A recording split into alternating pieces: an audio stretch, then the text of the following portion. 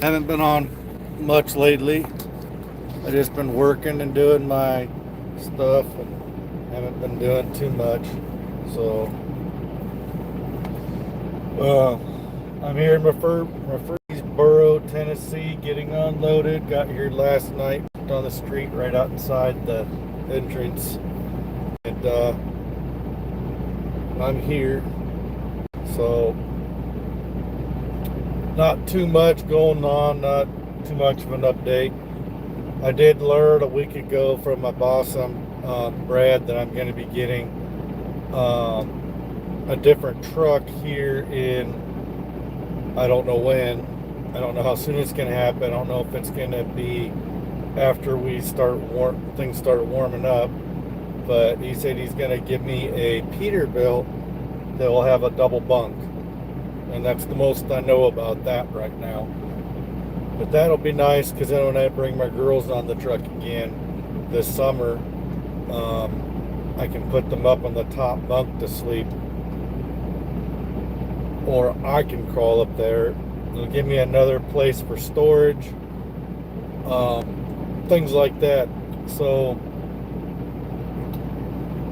it'll be nice to have a truck with another bunk on it. We'll see what the cabinet space will be like. But I just hope this is a Peterbilt that doesn't have the narrow cab up front, because I'm not a fan of the narrow cabs up front on a lot of those trucks with the narrow cabs, the Peterbilts and Kenworths and stuff like that have the narrow cabs up front, and then when you're backing up you lose your mirror when you're backing up easier. That's why I'm not a fan of it. Driving straight down the road isn't a big deal, but I'm just not a fan of backing up with those narrow cabs. But not that I can't do it or anything. I can make whatever work. I've done it all pretty much. I mean, there's some stuff I haven't done, but when you've been driving for 25 years, not a whole lot really, phases you. So there's things that surprise you and stuff, because there's always new things going on. There's always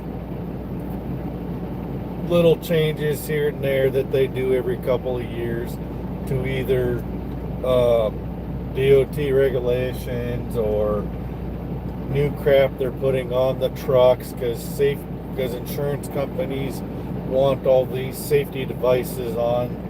And I don't know, kind of on a fence with cameras.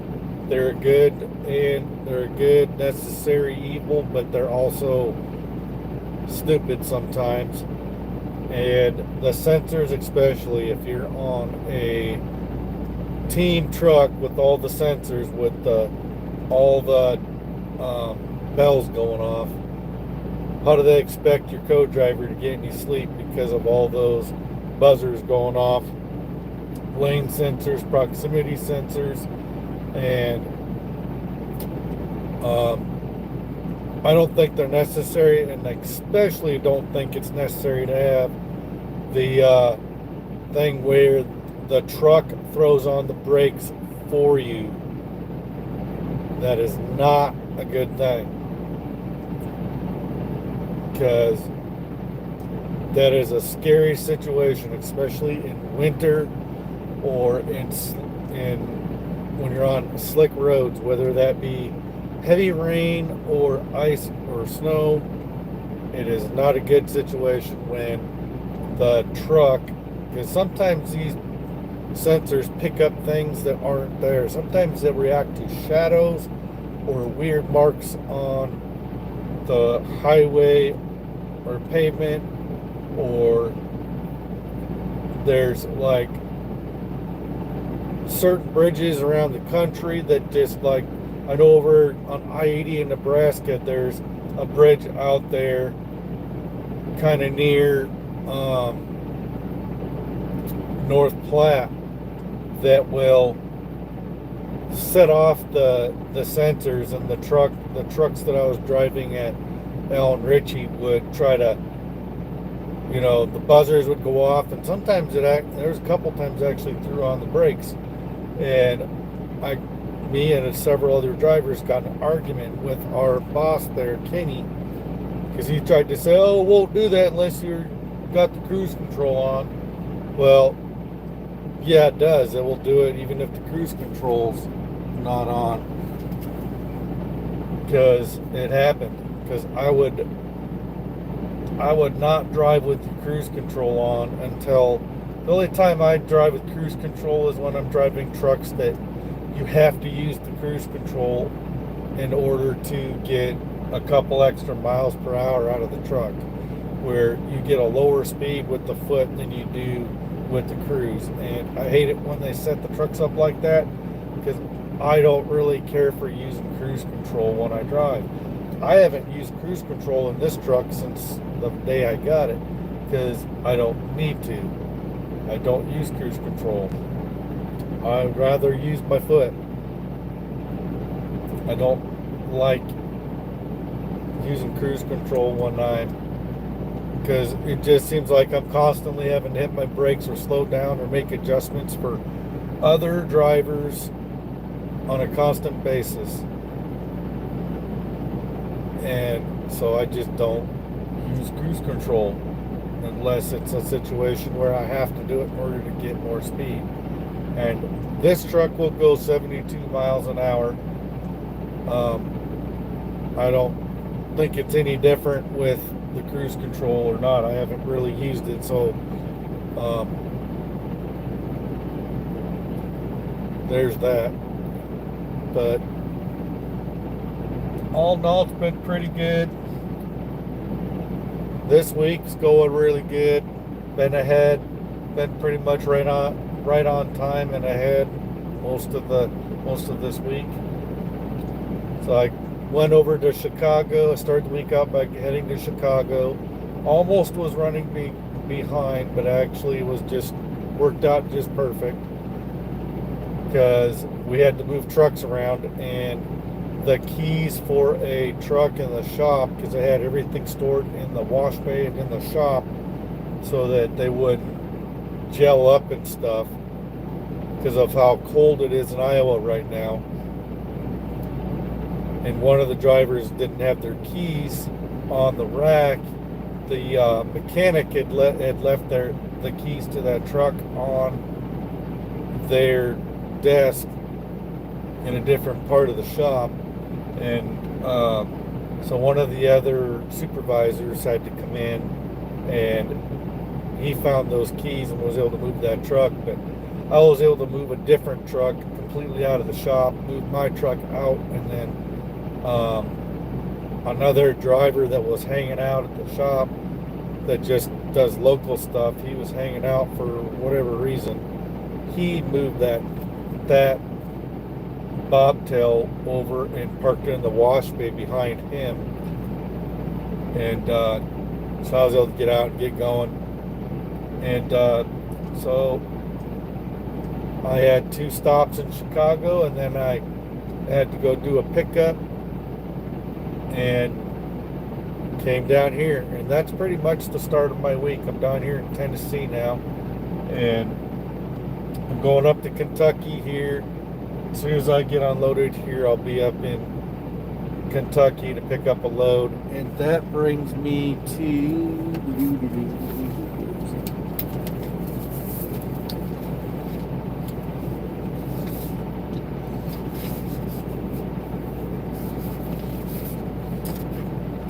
I'm supposed to go to Cisco in Iowa, but I don't know if I'm going to be making that delivery. When's it supposed to be there? It's supposed to be there the 19th at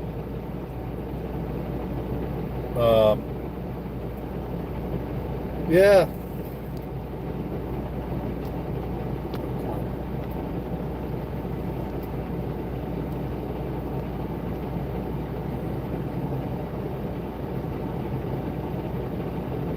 Yeah, thanks, James Coates. I'm yeah, let's see. Supposed to be there by 10:30. I bet you I'm bringing this to the yard and picking something else up. Let's see if it's already on here.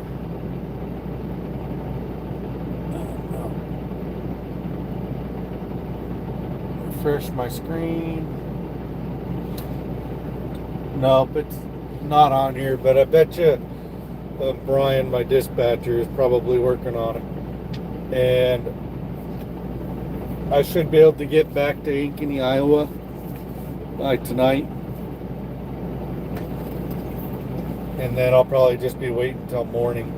And I got to run home and grab my blood pressure medicine because I left it at home, I think. Hopefully I didn't have it in my pocket of this coat and drop it somewhere. So I'll have to go look for that. Everything's going good. Just wait until for things to warm up so I can do some projects. It is way too cold right now, but it's supposed to warm up in Iowa and get up into the 30s and 40s here in a few days, from what I'm hearing from secondhand sources. And then I'll be able to get in my garage and clean up my garage. Everything is not where it's supposed to be. I've got a lot of tools that aren't in their designated spots. I got a lot of stuff that I need to put away. Yeah, it's cold. So kind of wonder if we're having permanent climate changes, because we've had a lot of really cold weather and having weather in places that don't usually get really cold weather and snow, especially this year.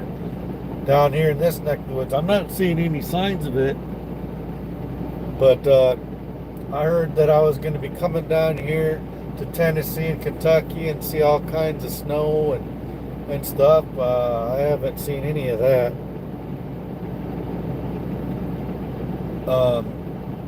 Yeah, I bet we are too, because it's just been strange.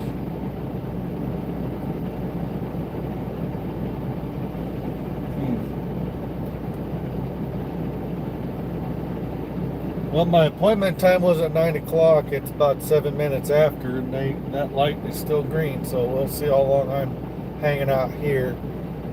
I creeped in here at 3-4 miles an hour, and I'm still waiting before I start my pre-trip time and stuff. And then I'm just going almost 2 hours up the road. It says I'm going right back the way I came, at least to go do my pickup. 1 hour and 48 minutes to pick up my load, and then I'm pretty much going straight back home, and I'm going right back the same way as if I were picking up in Sellersburg again, which is right inside the Indiana state line, just north of Kentucky state line there. So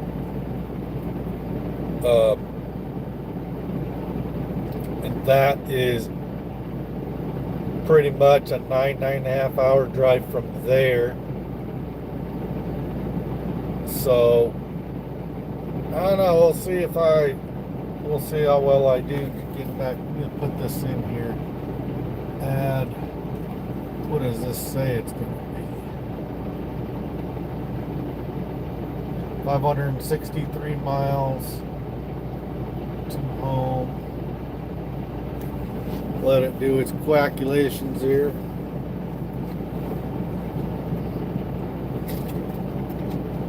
$695 miles from here. Exactly 11 hours.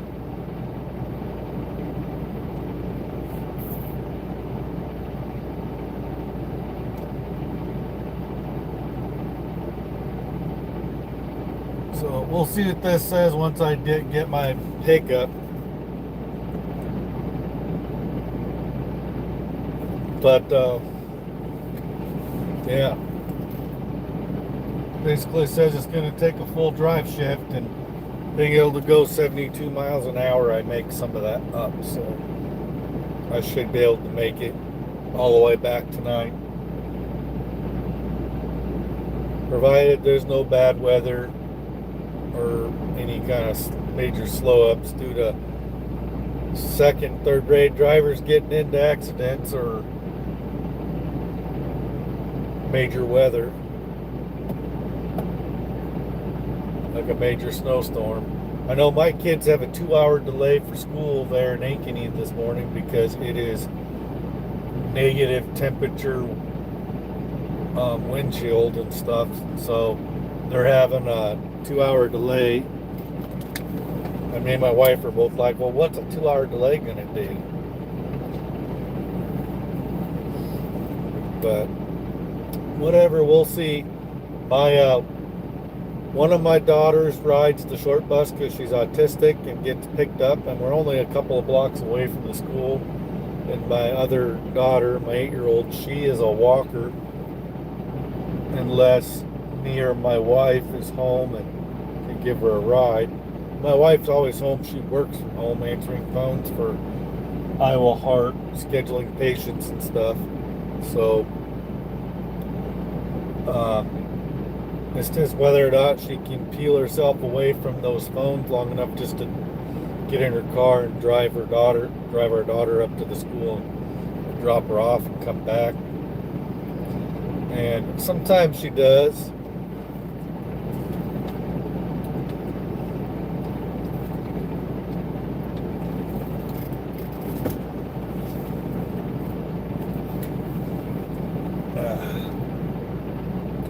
Still a green light.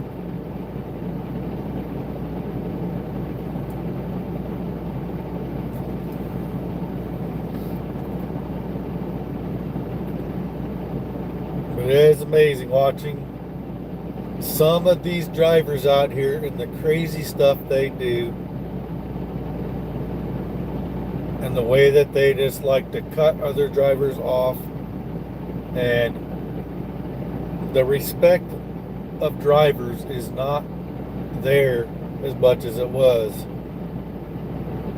because no one's being taught the old ways of, flashing people over and giving them the blinking the tail lights and being nice and letting other people over and moving over so other drivers can get out and stuff. And there's just not the camaraderie out there like there was before. I mean, there are some drivers still doing it, but it's few and far between.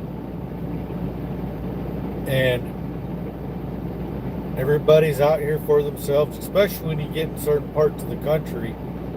I mean, truck drivers just don't care about anybody but themselves and other cars.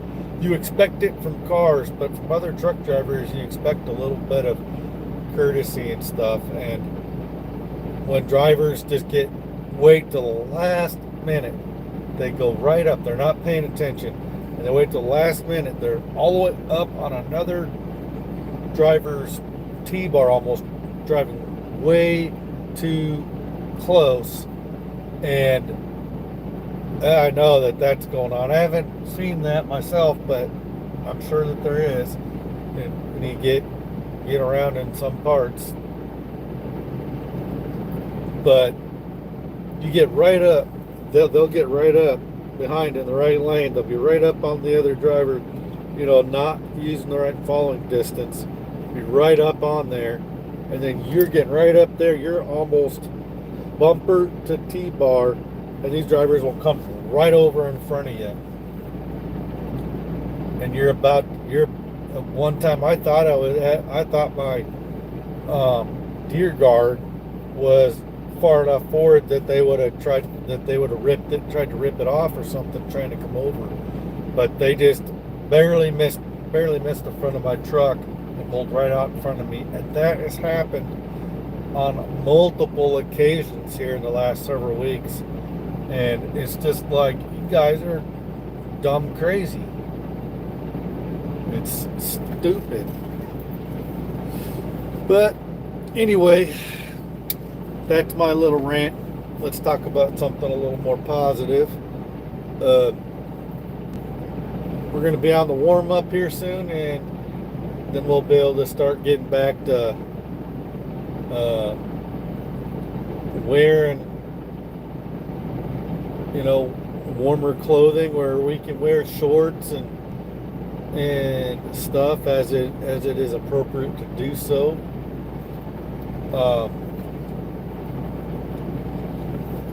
We'll be able to see, and do a lot more things outside, and that's what I'm excited about. I would like to do some camping trips. I haven't done it. Last summer I lost out because I was out here on the road all the time and gone for a month or two at a time. And now that I'm at a job again where I'm home every weekend, I want to try to do some camping trips with the girls and by myself. I've got another channel called Jason's Creative Adventures. I'd like to do some camping stuff. For Christmas, I did get a GoPro Hero 13 from my wife, and I have not used it yet. I pulled it out and played with it a little bit, but I haven't really done anything with it yet. And I plan on doing some videos. I just haven't been motivated or inspired. Once I get back into the inspiration again and start making videos, I'll be pumping out videos again. But I just have no, I just haven't had the desire. Part of that's just because of how busy and how hectic everything was with Christmas, between coming to work and everything to do with the holidays. Just wiped me out like crazy. Just constantly out trying to get ready for the holidays and crazy stuff. So now we're back to normalcy, and once I start thinking up, well, I don't need to think up as many ideas because I have a lot of ideas right up here for some good videos to do. I just need to get the want to do it. Once I start making videos again, I'll be making a whole bunch of them, and edited videos that I'm talking about.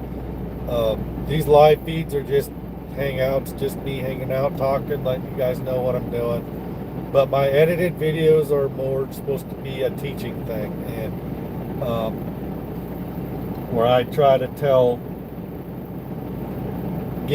give advice to drivers to help new drivers out.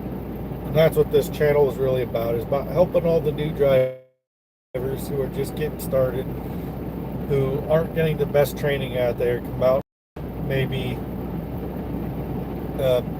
give them a heads up on a few things that they maybe didn't get taught very well, give them pointers on everything from backing to driving to getting themselves routed around and what to expect, because there's a lot of things that they used to teach you that just aren't being taught. I got taught that you should confirm directions and call and confirm directions. Well, I rarely have a phone number for places I'm going to, and I'm capable of routing myself, doing trip planning the old school way, where you use a map and look at it and see which highways to take.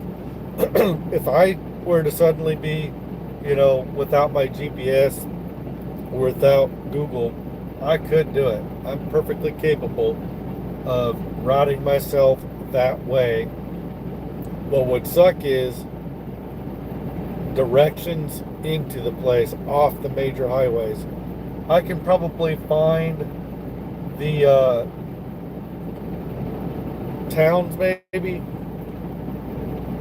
but if I didn't have Google or my GPS, that would be the hard part. Without having a phone number for the shippers and receivers, I'd basically be screwed.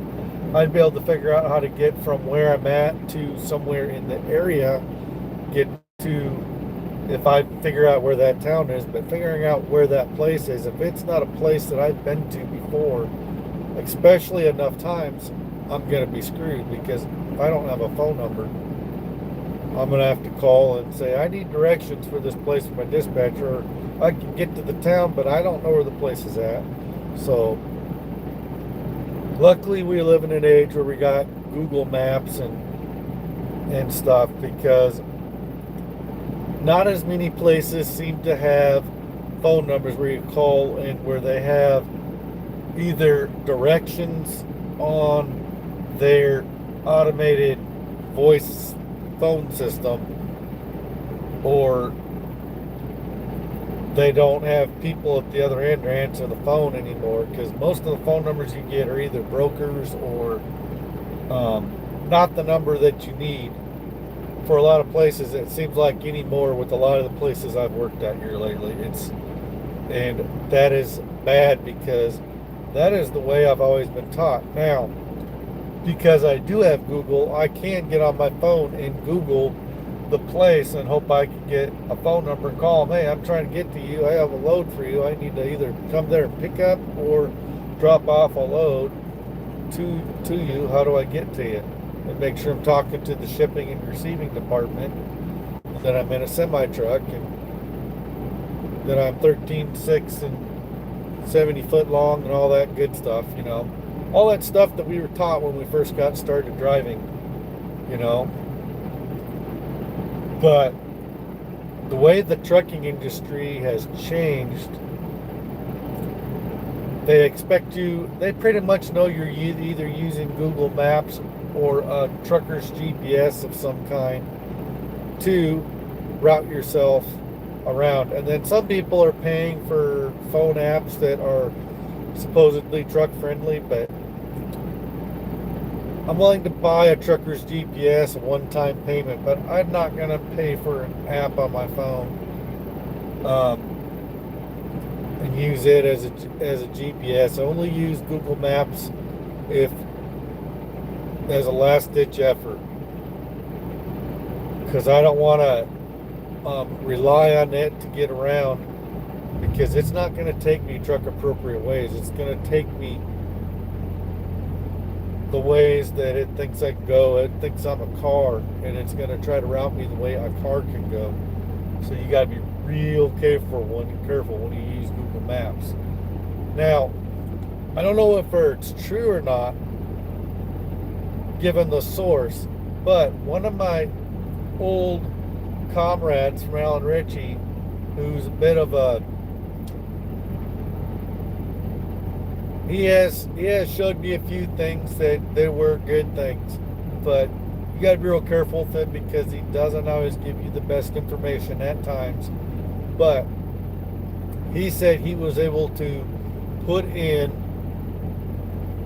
he put it in there a certain way into the search bar of Google Maps, and it came up with you need to download it's like a complimentary add-on that works with Google Maps to route you truck appropriate routes for the address you put in.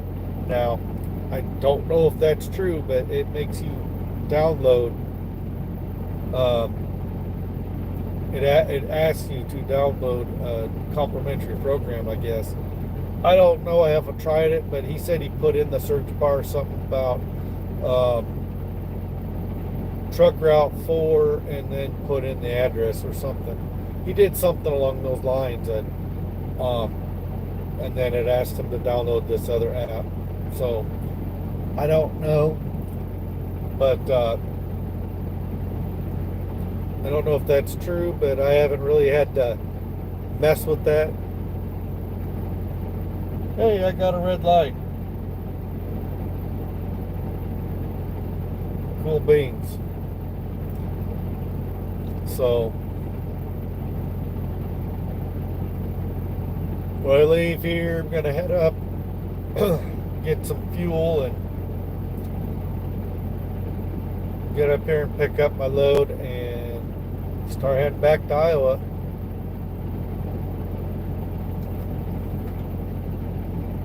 When I get back, I'm gonna hopefully I make it all the way there. Hopefully I don't have any slowdowns that keep me from getting all the way up there.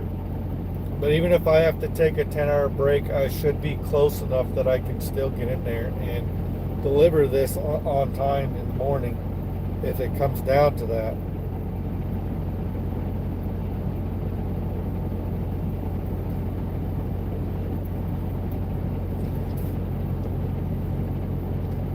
Uh,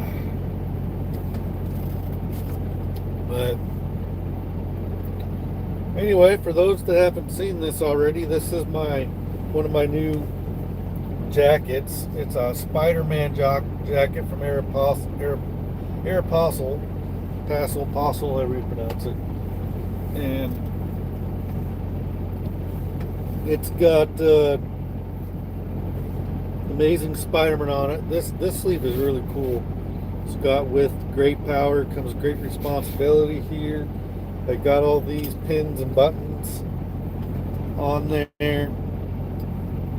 that I bought for about $5 to $10 a piece, depending on the thing.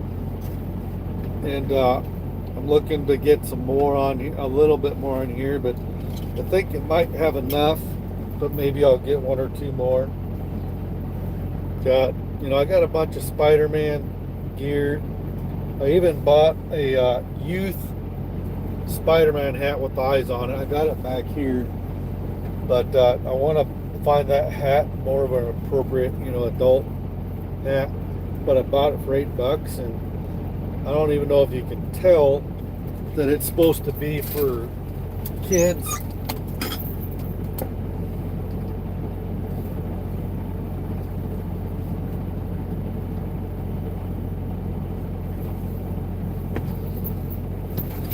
I just think the bill's a little bit narrower, but this is it. I got it to go with my other hoodie back there that zips up. It literally zips all the way up the center and up to like your forehead, and then it's got eyes kind of like that, but mesh eyes so you can see through it. But I don't know, can you tell that that's supposed to be for kids? I think the bill's just a little narrower, but I don't know. It still works. It's comfortable on my head. I didn't even do any adjustments for it. It fits my head just perfect, and I rounded the bill. But that's supposed to be for kids. I got it in the kids section at Walmart for $8. That's cool though.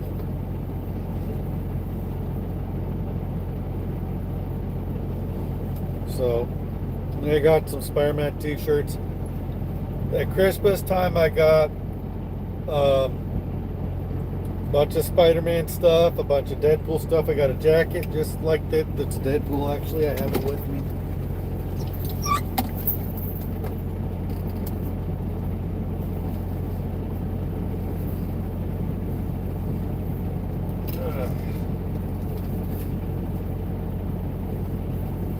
Let me get this on.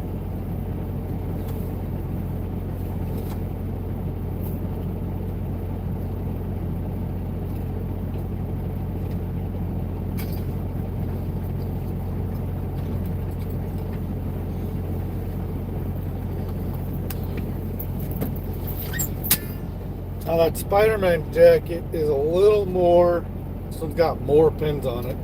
There was a lot more Deadpool and Wolverine pins and buttons to find. And this one, I almost think it's got too much on it. This one's a little lighter.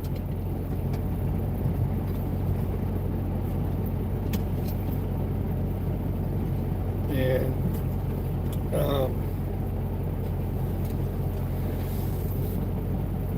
Got the Deadpool symbol on the back. And if you can see the back of the Spider-Man jacket,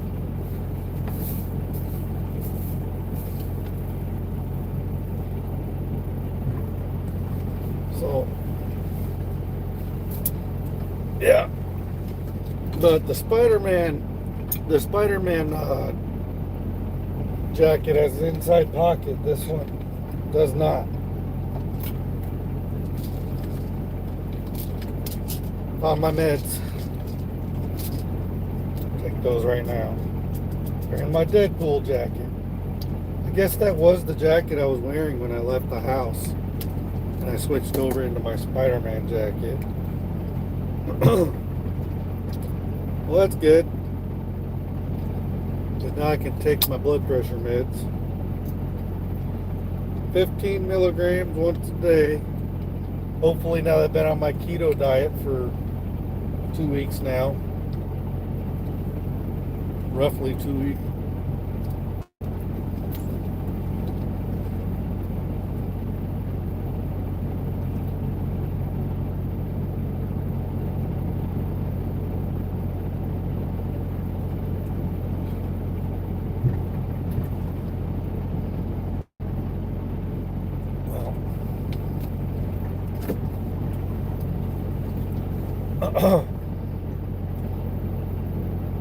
So, yeah, I've been on my keto diet. I feel like I'm starting to going through some of the first processes that you have. I did keto once before a few years back. That year that I was at Randy's, I discovered the keto diet. I was watching several different people about keto. I watched some people that gave contradictory advice. So I got different views on how to do it, different things from different sources. And I did keto hardcore, like no carbs whatsoever. I'm kind of trying to do it hardcore, but I'm not being as necessarily as gung-ho about it. But I am trying to avoid anything breaded, anything with breading, anything with sugar in it. No fruits. Pretty much sticking to non-starchy vegetables, meats. You're supposed to watch which cheeses you eat, because some cheeses aren't really keto friendly, some of them, but I don't really know which ones those are, so I just don't worry about the cheese as much. So no fruits, no juices. I'll still drink coffee, but I'm trying to tone my coffee intake down a little bit. I mean, I'm literally going some days with just drinking water and tea. And yeah, so I'm hoping that when I did keto before, I was able to get down to like 180 pounds, or 100, I was just under 180 pounds, and I still had a little bit of a gut right here, just a little bit, and I was just like, well, if I'm at my ideal weight for my age and height, everything, and at the ideal weight, how come I still got a gut? How come this? And so I didn't get that, but anyway, I'm hoping to get back down to there, because I have not liked what I've seen when I've looked in the mirror lately. So hopefully I can get down to a better size and get off my blood pressure medicine again. Kind of saw how I might be heading towards diabetes again, because I was teetering on the type 2 diabetes fence, and I reversed it with keto. I was briefly on cholesterol meds, for very briefly. It was like I only really took them for a few weeks or so, and then I didn't really take them anymore. So,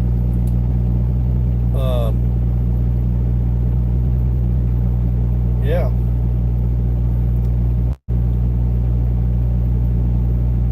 I made a really spicy salsa that I experimented with, and I kind of wound up ruining it.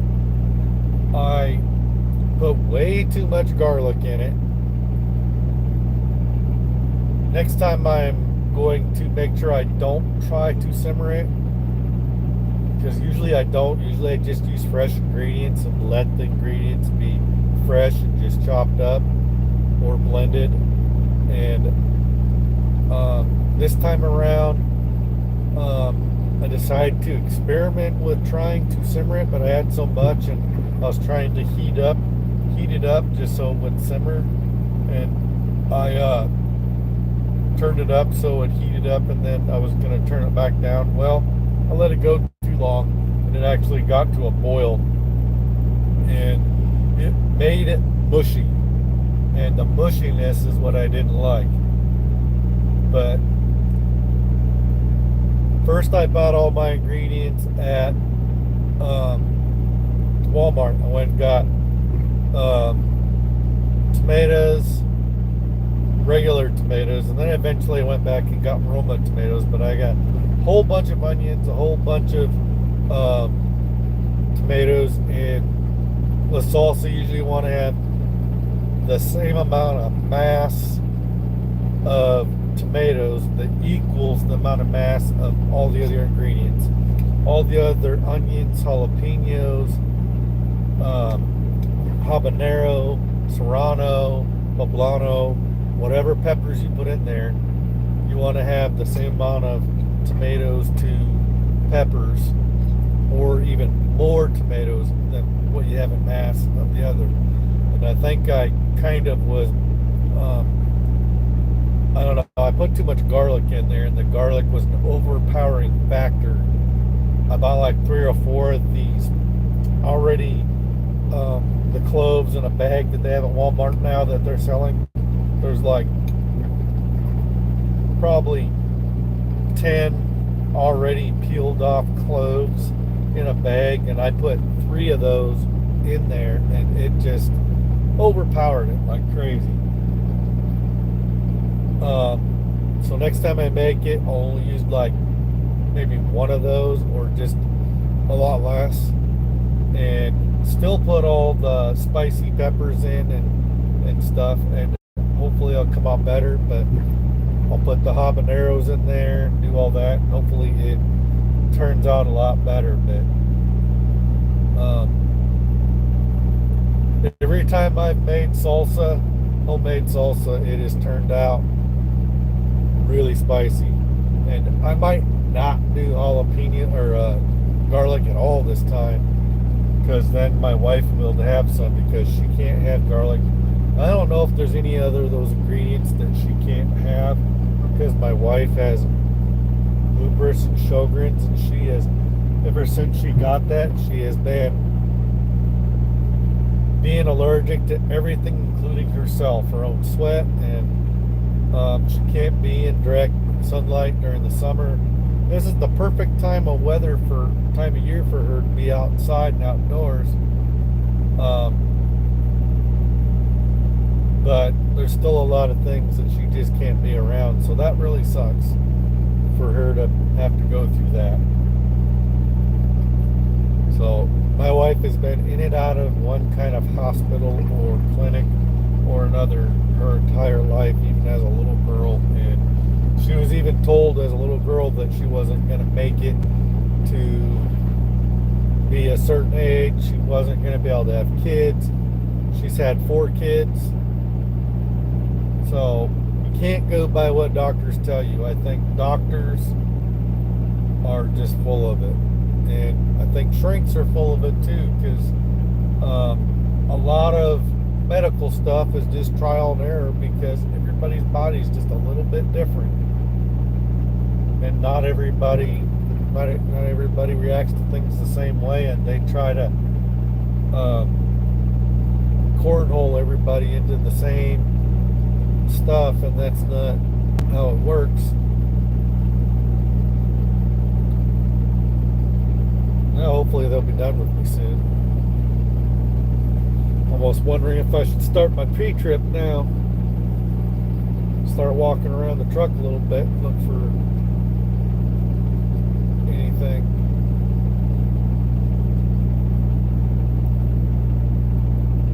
But it has been pretty good being that Midwest Viking, so kind of like it. Sometimes the paychecks are slightly low, but they're not as bad as some of the ones I got at the other places. Thing is, I know that they are trying to find me stuff, and I know that, you know, they're doing the best, and communication is the best thing with these people. I can always get, if I need to call, if I have something going on, I can call somebody, and they always have someone who is supposed to be there to answer the phones if a driver calls and has a situation. And I can always get a hold of somebody, and they'll always be there to help me handle a situation if a situation comes up. With CR England, sometimes it was hard to even get anybody on the phone, and it took hours and hours and hours to, just felt like they didn't have a clue what they were doing. And especially on that what was supposed to be 100% drop and hook Anheuser-Busch loads, which wasn't at all. I was changing dispatchers and whatever they were calling themselves, account managers and whatnot. I always had every couple of weeks there was a different person that I had to contact that was contacting me, and it was crazy. And luckily, I've been driving long enough that I kind of know what I'm doing. I feel really bad for any newbie drivers that were just getting started that were out there trying to deal with that, because a newbie driver would have been in a world of hurt because they wouldn't have known how to handle themselves in those situations and what to do, and might have panicked, might have got themselves in a predicaments where they could have got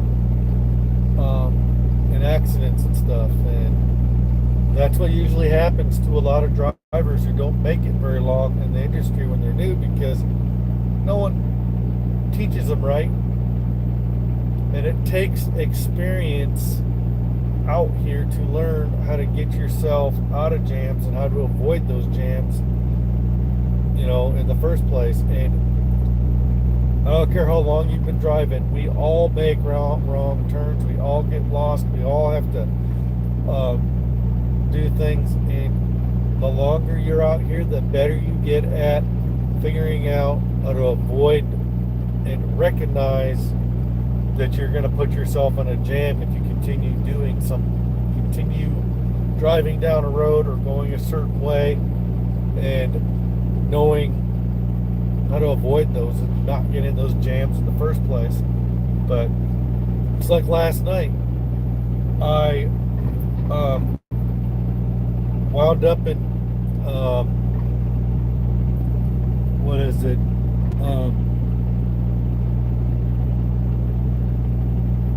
The place right down the street here. I thought my GPS was telling me to turn into there, so I turned into there.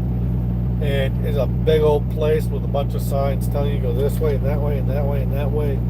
Only cars go this way, only trucks go that way, and it's just busy. And I got a little bit confused and I went the wrong way. They told me to do a U-turn, and I probably should have done a U-turn, but I thought there was like a way to turn a turnaround thing, and there wasn't.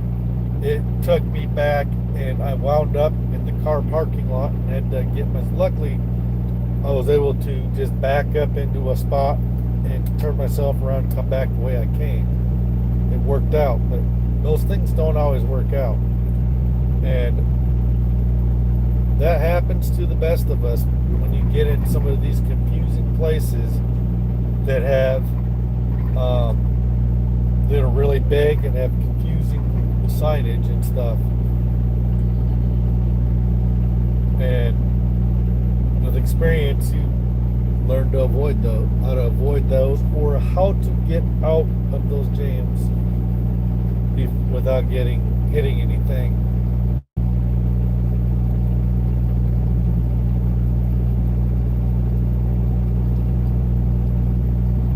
So, yep, it does. So, yeah, still got my red light on. They're slowing down, so they must be getting towards the end.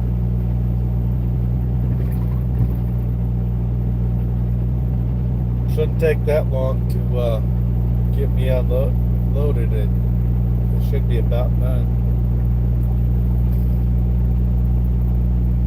Yeah, they've been on this for about an hour because you guys have been with me the whole time. It's been 51 and a half minutes, and about 5-10 minutes into this is when they started unloading me, when the light turned red and when they started unloading me. So it's been roughly 40 to 45 minutes since I started unloading me. So I'm going to take this Deadpool jacket off. I don't know what the temperature is. It's a little chilly down here, but it's not that cold stuff that we had up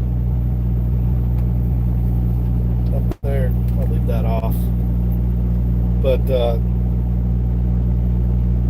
I don't know, I haven't seen any of the snow or weather like they keep talking like we're supposed to have.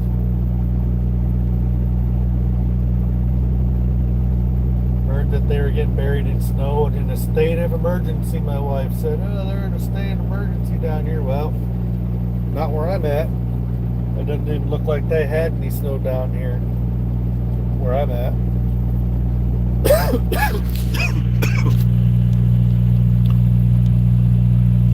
So if you look over there, all grass. There is no snow.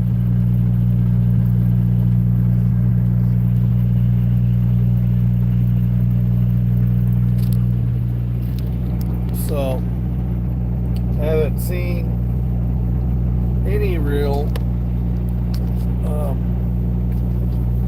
bad weather since I got even up in Chicago area and all the way from Iowa. I mean, it was getting bad on the way back to Iowa last time. There were some spots over by Chicago area and parts of the beginning of Iowa that were getting really slick and stuff, and there were trucks off in the ditches and stuff like that. But I know how to drive in this stuff, so it doesn't faze me. And I know how to handle myself in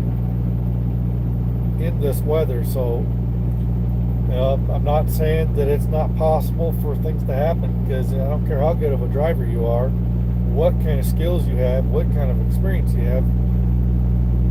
I could wind up in the ditch as easily as anybody else if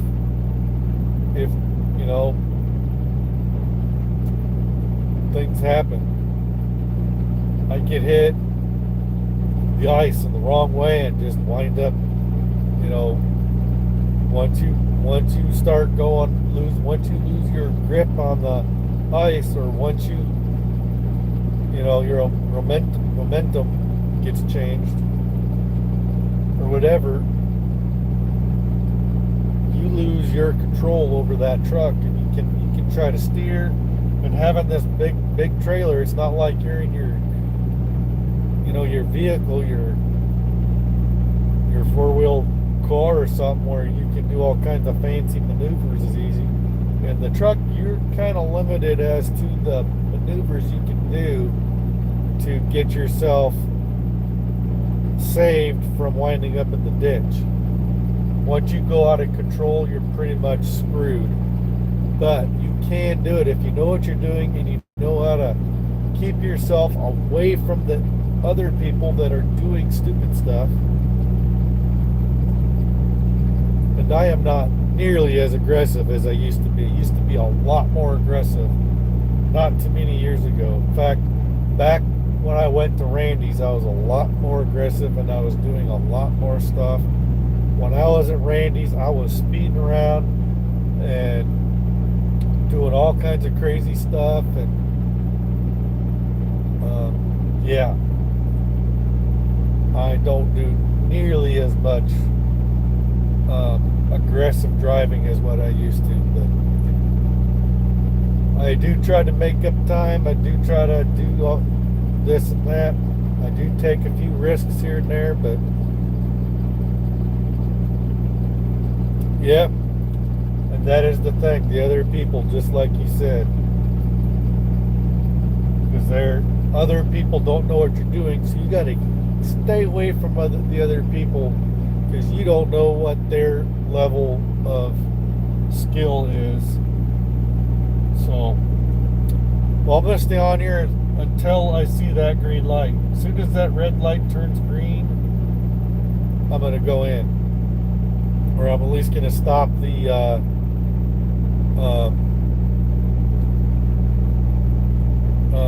live feed here. So whenever I see that light go green, I'll turn this live feed off. So hope everybody else is being safe. Hope you guys are doing good. For those of you that are on right now and those of you who are catching this on the replay, appreciate you coming by. If you're not already subscribed, please do so. And hit the bell so that you know when I'm on again. I haven't been on as much here lately. I just kind of been taking it easy, just driving, doing my thing at home and doing my driving job. I'm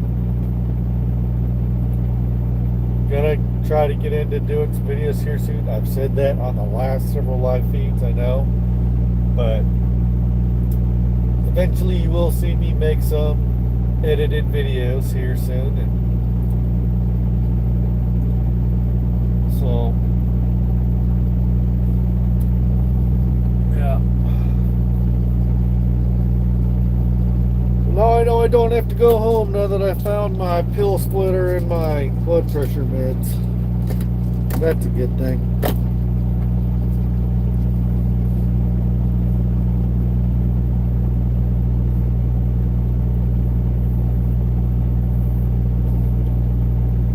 So, for those of you that are wanting to know or care, I'm at Lineage in Murfreesboro, and I forget what that place was next door that I went into. It was a big place. It was like not a Kellogg's. It was can't remember. One of those big brands of something, and I can't remember what it was. It was a big old place. Had a whole lot of different parking lots in it all over the place. But it didn't look like they had as much docks for semis and stuff in semi areas, even though it had a big different lanes going off different ways to go here, to go where, cars this way, trucks this way, blah blah blah blah blah. One of those places that has 50 different routes when you first show up, depending on what you're doing, whether or not you're in a truck or car. Who knows how many different ways you'd have to go. But every once in a while we all go to them places.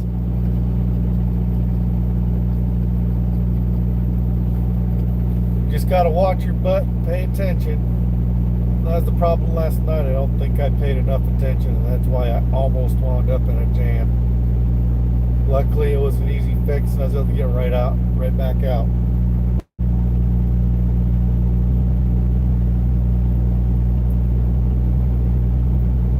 But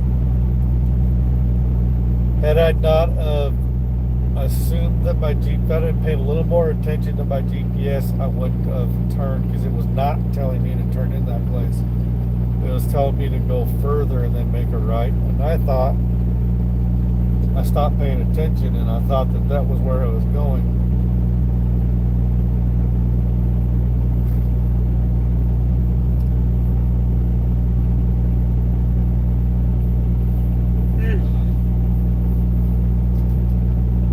Light's green. I'm gonna get off here, and I don't know if they're gonna call me or if I have to go back and go in. So I don't know which is the case. But I'm gonna go get my paperwork and get on out of here. Head up and get my load up here, and